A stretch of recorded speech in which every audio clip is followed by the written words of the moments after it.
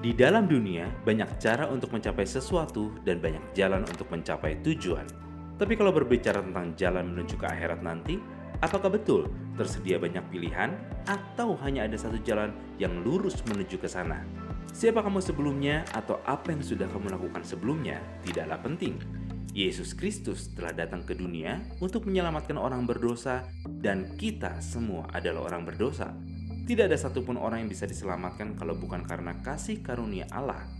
Kasih karunia berbicara tentang inisiatif Allah menyelamatkan seluruh umat manusia dengan cara menjadi manusia dalam diri Yesus, mati disalibkan sebagai korban penebus dosa, dan bangkit kembali dari maut. Pertanyaannya, kenapa Yesus harus mati? Yang pertama jawabannya adalah karena setiap orang adalah pendosa dan telah kehilangan kemuliaan Allah. Roma 5 ayat 12 juga menyatakan kepada kita bahwa melalui Adam, manusia pertama yang diciptakan Allah, dosa telah masuk ke dalam dunia dan diteruskan kepada semua manusia. Dosa yang diteruskan ini dikenal sebagai dosa warisan.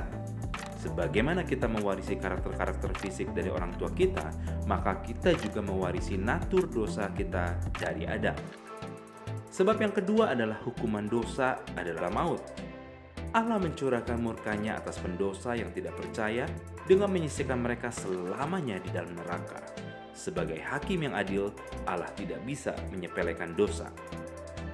Yang ketiga adalah karena kita tidak mampu menyelamatkan diri dengan amal ibadah kita. Bagaimana bisa kita meloloskan diri dari hukuman kekal seperti itu? Satu dosa saja yang dilakukan akan membuat seseorang bersalah sama seperti jika ia melanggar semua hukum Allah. Seberapa besar usaha kita, sesaleh apapun hidup kita, itu hanya akan tampak sebagai sebuah kain kotor di hadapan Allah. Manusia berdosa sudah jelas tidak bisa mendapatkan upah surgawi. Alasan yang terakhir adalah karena Yesus sendiri menjadikan dirinya kurban bagi pendosa. Allah menyatakan bahwa tanpa penumpahan darah tidak ada pengampunan.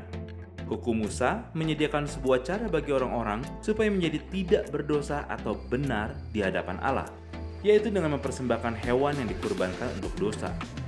Namun, pengorbanan ini hanya bersifat sementara, hanya merupakan bayang-bayang dari pengorbanan yang sempurna.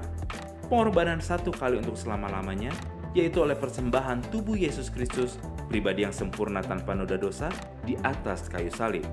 Melalui pencurahan darah ini, penebusan pun tersedia. Adam mewariskan dosa, tapi Yesus mewariskan kehidupan. Allah mengetahui bahwa hanya Ia saja yang dapat membayar harga yang tidak terkira mahalnya itu. Jadi, rancangan kekal Allah diwujudkan dengan turun ke dunia menjadi manusia dalam pribadi Yesus untuk mati sebagai pengganti bagi orang berdosa dan bangkit mengalahkan kematian. Karena begitu besar kasih Allah akan dunia ini, sehingga Ia mengaruniakan anaknya yang tunggal, supaya setiap orang yang percaya kepadanya tidak binasa, melainkan beroleh hidup yang kekal. Itulah sebuah jalan yang dipersiapkan Allah untukmu.